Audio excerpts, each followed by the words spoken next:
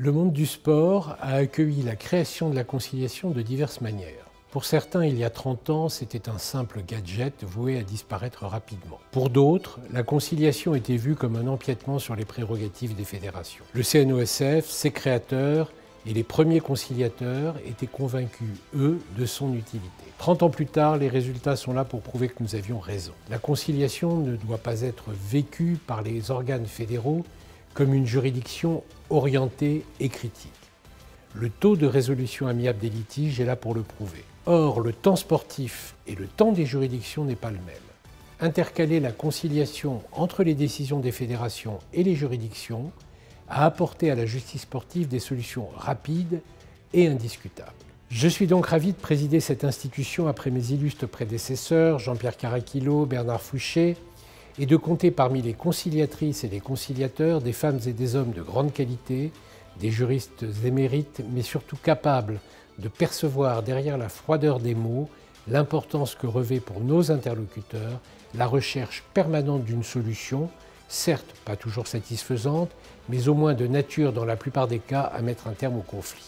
Mon cher Philippe, mes chers conciliateurs, c'est un moment important aujourd'hui puisque nous fêtons les 30 ans de la conciliation du CNOSF. La conférence des conciliateurs et la conciliation du CNOSF est vraiment un outil incroyable pour notre mouvement sportif. L'utilité de cette procédure de conciliation n'est plus à démontrer. Je veux vraiment féliciter l'ensemble de ces acteurs pour la qualité du travail qui est réalisé. Pour vous donner un exemple, la conciliation a évidemment de plus en plus d'adeptes, comme en témoigne le nombre de saisines comprises aujourd'hui entre 300 et 400 sur ces dernières années. Ce qui est certain, c'est que les fédérations ont compris au fil du temps et de leur propre pratique de la conciliation l'intérêt qui pouvait être le leur. Donc chacun peut mesurer l'économie que représente ce filtre pour l'État. Et j'en suis très fier, en tout cas, que la conférence des conciliateurs joue ce rôle au sein du mouvement sportif. Bon anniversaire, la conférence des conciliateurs pour ses 30 ans. Voilà 30 ans, l'État a rendu obligatoire le recours préalable à la conciliation pour les acteurs du sport. Parce que depuis 1908, il incarne le mouvement sportif en France, c'est tout naturellement au CNOSF que l'État a délégué cette compétence. En sortant de la seule voie du contentieux, l'État faisait ainsi le choix de faire confiance aux acteurs du sport dans leur capacité à régler un problème présent, tout en continuant à vivre harmonieusement à l'avenir grâce à cet équilibre subtil que permettent les conciliations entre l'indépendance qui garantit l'impartialité qui est au fondement de toute justice légitime, mais également la proximité qui permet une compréhension fine des situations et l'écoute qui est le préalable à tout dialogue rationnel.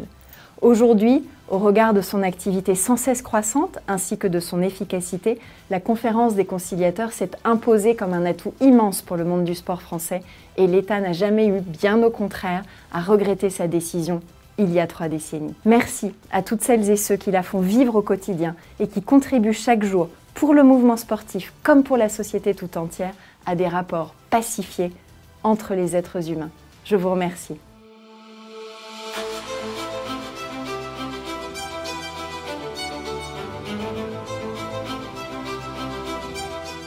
L'amendement qui, en 1992, donne naissance à la conciliation obligatoire ressemble beaucoup, dans son principe, à celui qui, 8 ans plus tôt, lors de la loi Avis, avait été adopté au Sénat, qui était dans l'opposition, mais rejeté par la majorité à l'Assemblée. En 1992, curieusement, on est un peu à front renversé, et c'est le Sénat qui, au début, s'y oppose. Il ne s'y rallie qu'à condition qu'on y ajoute quelque chose, le caractère suspensif de la saisine du CNOSF, ce qui est aujourd'hui la principale originalité du dispositif. Pourquoi est-ce qu'en 8 ans, tout le monde s'était rallié à cette idée? En fait, on avait compris qu'il fallait faire quelque chose pour le contentieux sportif qui était en train d'exploser. Et le gouvernement Rocard, en 90-91, avait commandé un rapport, mais celui-ci avait conclu à la création d'une sorte de Cour suprême du sport qui devait délibérer avec 12 ou 24 membres, conseillers d'État et présidents de fédération, et qui expliquait que ça pouvait quand même marcher parce qu'on n'aurait jamais plus de 30 dossiers par an. On est aujourd'hui à près de 500. À vrai dire, le sport avait besoin et a besoin d'un juge de paix, pas d'une Cour suprême. Et ce juge de paix, c'est le conciliateur.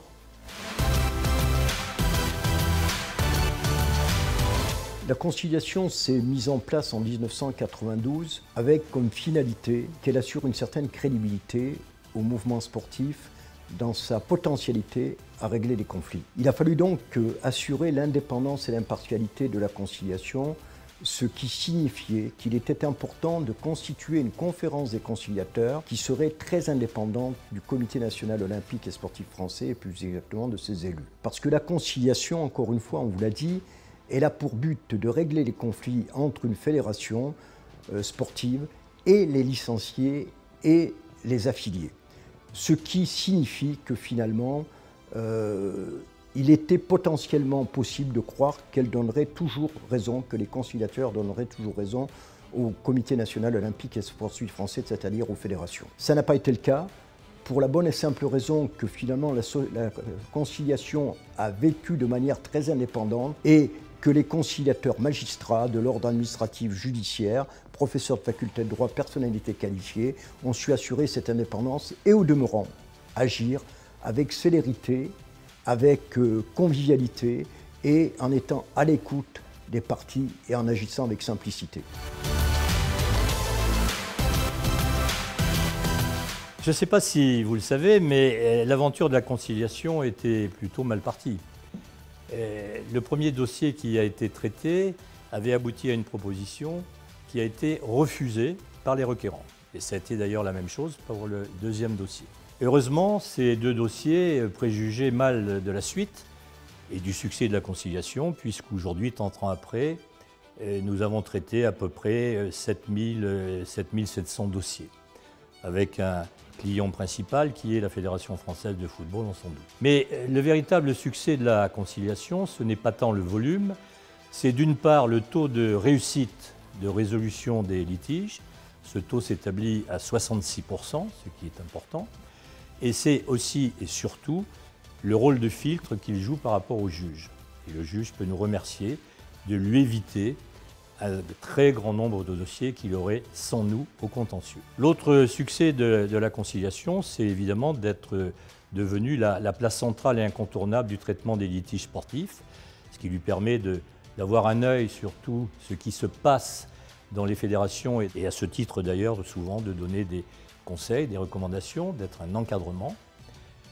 Ce succès a un prix, c'est celui de juger rapidement les litiges. Et à ce titre d'ailleurs, nous sommes de plus en plus saisis par des demandes qui nous sont faites en urgence, ce qui nous oblige bien sûr parfois à mobiliser des moyens un peu compliqués à mettre en œuvre, mais que nous essayons de toujours faire avec efficacité et exigence.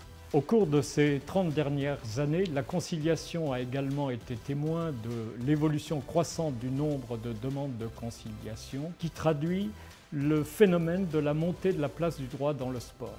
Les parties ne viennent plus nécessairement avec la volonté de concilier, mais recherchent en définitive une véritable solution juridique apportée par la proposition de conciliation. Les requérants pour éventuellement s'en prévaloir devant une juridiction et les fédérations pour justifier auprès de leurs instances dirigeantes de l'acceptation ou de l'opposition à la proposition. La conciliation a aussi longtemps traité de litiges portant uniquement sur des différends opposant requérants et fédérations sportives ou ligues professionnelles. Aujourd'hui, de plus en plus de litiges se nouent entre requérants et organes fédéraux déconcentrés, les comités départementaux ou les ligues régionales. Ce déplacement vers les litiges issus des organes déconcentrés traduit également la montée de la place du droit dans le sport.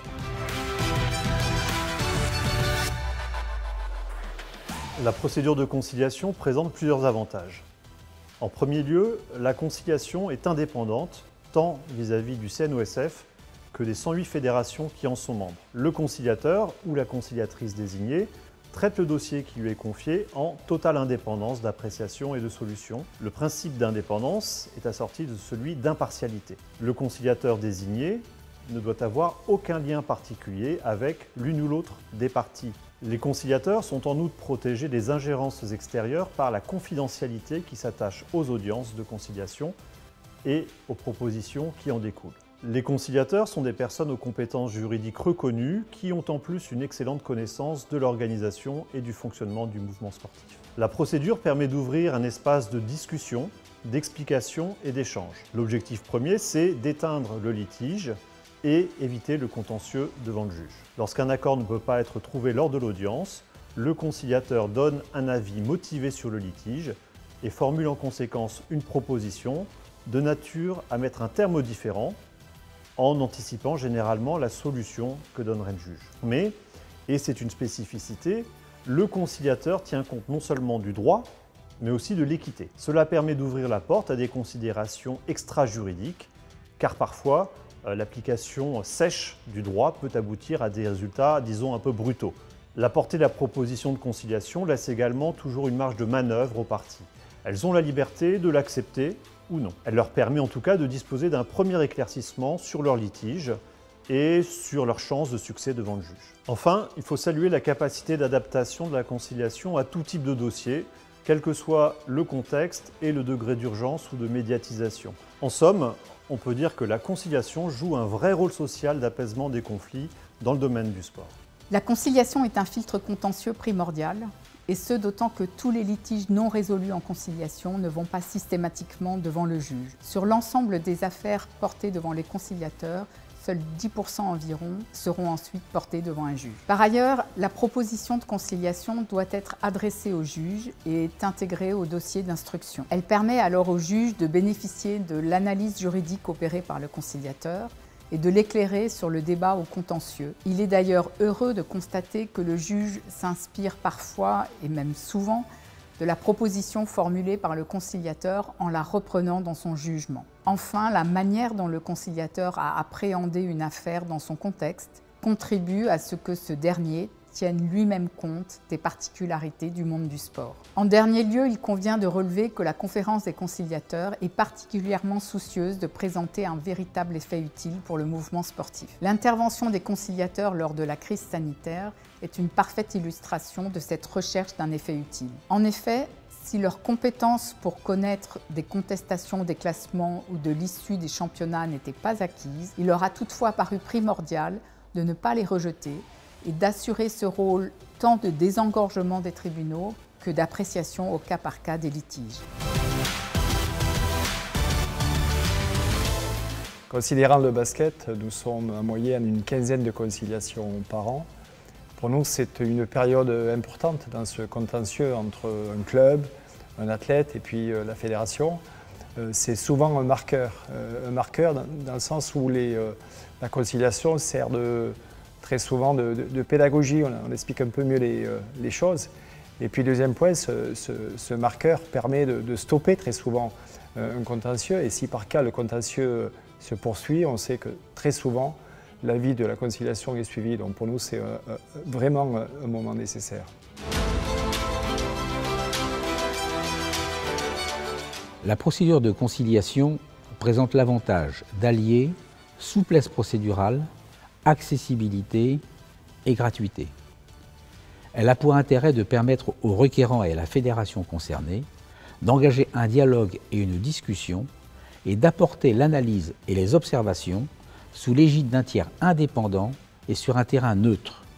Le requérant est garanti de bénéficier d'une procédure impartiale et indépendante. La procédure favorise par ailleurs une prise de recul et la relativisation d'un côté comme de l'autre, mais souvent à bon escient. Il n'est d'ailleurs pas rare que la discussion entre les parties se poursuive au-delà de l'audience de conciliation. Elle offre en outre pour certains requérants la seule occasion de dialogue avec la fédération. Cette procédure admet également aux requérants, outre la faculté de développer des moyens juridiques, de présenter des arguments tenant à la prise en compte de l'équité et de la spécificité sportive, auxquels le juge est quant à lui hermétique. L'utilité des échanges tenus lors de l'audience est évidente, puisqu'elle est l'occasion de faire preuve de pédagogie et d'expliquer l'intérêt aux parties d'éviter le contentieux. Enfin, la conciliation s'adapte au temps sportif. Les conciliateurs sont assistés d'une équipe de chargés de mission qui constitue le premier contact avec les licenciés et les clubs requérants. qu'ils peuvent utilement éclairer sur les subtilités de la procédure de conciliation. Ils sont également les interlocuteurs des services juridiques des fédérations sportives et ou de l'organe déconcentré concerné par la demande de conciliation. Ce premier contact a toute son importance, puisqu'il permet déjà, avant même l'audience de conciliation, de faire naître le dialogue par personne interposée. Les chargés de mission jouent également un rôle de filtre et de rempart entre les parties et le conciliateur, favorisant d'autant plus son impartialité. Grâce à leur travail, en amont de l'audience de conciliation, le conciliateur pourra plus facilement anticiper les difficultés d'un dossier, que celles-ci soient de nature juridique, matérielle, politique ou parfois tout simplement humaine. Il ne faut pas limiter le rôle des chargés de mission à celui de greffier, qui sont une véritable aide à la proposition de conciliation et participent activement à la recherche d'une solution. Enfin, il faut souligner le privilège exceptionnel qu'ont les chargés de mission conciliation de travailler aux côtés de personnes de la qualité des conciliateurs. Avoir accès à un tel concentré de compétences, de connaissances et d'expériences associé à un authentique amour du sport, et ce toujours dans une grande bienveillance, fait de la conciliation, pour tous les jeunes juristes qui s'y sont succédés, un véritable incubateur pour les métiers du droit du sport. Je dois conclure cette vidéo et suis ravi de le faire en espérant que les différents intervenants vous auront convaincu que la conciliation n'est ni l'ennemi des sportifs, ni l'ennemi des fédérations, mais bien leur allié.